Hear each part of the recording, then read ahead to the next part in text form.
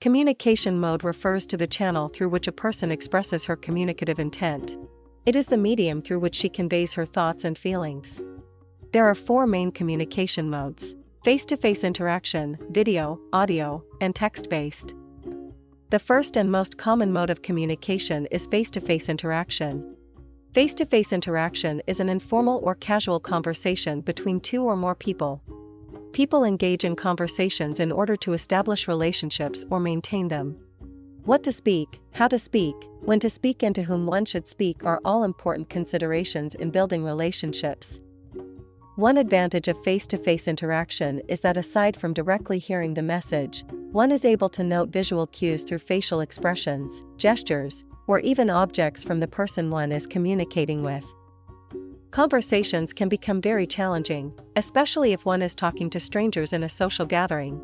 Such occasions are the perfect opportunity to test one's conversational skills and create a good, or bad, first impression. Remember to be confident and sensitive in meeting these new faces and to initiate an interesting conversation. In a social gathering like a wedding, for example, you should not talk about topics that are never-ending in nature, such as politics and religion.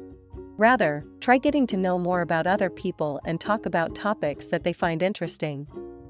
The second mode of communication is video. Video communication uses web cameras so that people who cannot interact face-to-face are able to communicate with each other. If there are no technical problems, video can be a very effective mode of communication, especially for people separated by distance. For example, talking to loved ones living in another country via Skype during Christmas. In more formal settings such as a business meeting, people from different places can communicate through video conferencing. While video is a convenient mode of communication for people who want to reach out to others despite distance, one disadvantage is the time zone difference between countries from where these people are. In this case, one should make the necessary adjustments for a successful communication. The third mode of communication is audio. Audio means transmitted sound. In this mode of communication, only the voice of the speaker is heard. An obvious downside of audio is not being able to see the body language or cues of the person one is talking to. Also, this mode of communication can be quite difficult, especially if one is listening to people with different accents. The last mode of communication is text-based. This mode includes mail, text messaging, instant messaging, email, and facsimile. A famous example of this mode of communication is social networking sites such as Facebook and Twitter, as they also offer text-based interaction. While text-based communication does not originally provide video and audio benefits, it nevertheless has a wider reach and can disseminate information to a bigger audience quickly. To recap, communication mode refers to the channel through which a person expresses her communicative intent. There are four main modes of communication, namely, face-to-face interaction, video, audio, and text-based. Face-to-face interaction is the most common mode of communication.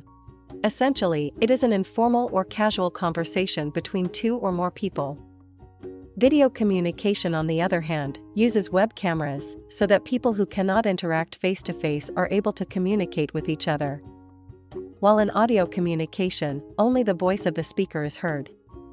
And lastly, text-based communication includes mail, text messaging, instant messaging, email, and facsimile.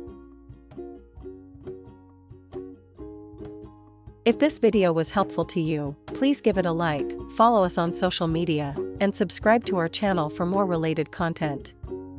Also, if you want us to make a video about a specific topic, please let us know in the comments section. Thank you, and see you in our next videos.